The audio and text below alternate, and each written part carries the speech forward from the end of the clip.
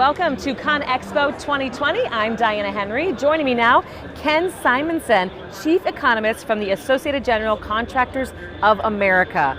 Thanks for joining me. Oh, happy to be here. I can't believe I'm going to ask this question. What is the outlook for the remainder of 2020? It's only March, but let's talk about the rest of the year. Right. Well, at the beginning of the year, AGC released a survey. We have about 28,000 member companies spread throughout the U.S., and we got 956 responses.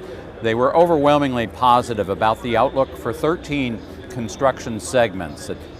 More people thought that those segments would increase than decrease in 2020. And indeed, in the first 2 months of the year, all the contractors I talked to, and I travel practically every week, they said, we're busy, we have full order books, we'd take on more work if we could only find more workers. This week, I'd say things have shaken down somewhat in that there's a lot of uncertainty about what's going to happen to the economy with the coronavirus, with the slowdown in global growth. But for now, contractors are saying, we haven't heard about any projects being canceled. Well, that's good news. Yes. Right. Still a positive outlook, in other words. I have a number of questions, but since you brought up the coronavirus, do you care to project a little bit on the impact this might have and the risks that might be involved?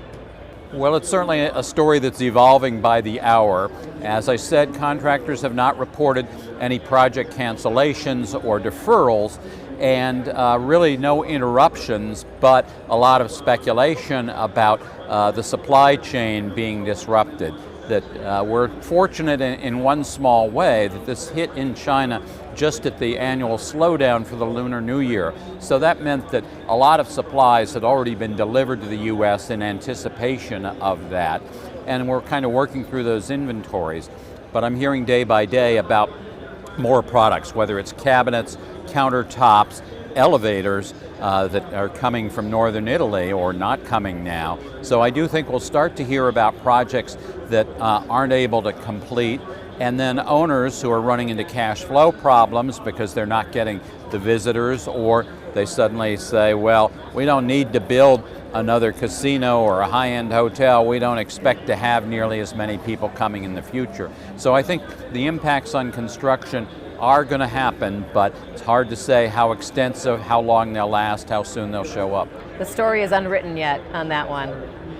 Material costs. Let's talk about the impact it's going to have going forward, negatively or positively. Well, we've certainly seen a huge drop in oil prices, thanks in part to this dispute between Russia and Saudi Arabia. So crude oil prices way down. That's going to bring down the cost of gasoline and diesel fuel that contractors use for their own trucks and equipment, and also make deliveries less expensive to the extent that the fuel cost is broken out separately. We've also seen a drop in copper prices, aluminum, steel, and as global demand slows down, those prices should stay much lower than we expected just a few weeks ago. So for now, I think this is good news for contractors who haven't already locked in their prices. That is good news. You touched on this earlier with the conversation around the survey. Let's talk about labor availability. Workforce development is a hot topic. Well, that's right. And our respondents were very upbeat about hiring more workers. 75% of them said they expected to add to their workforce this year.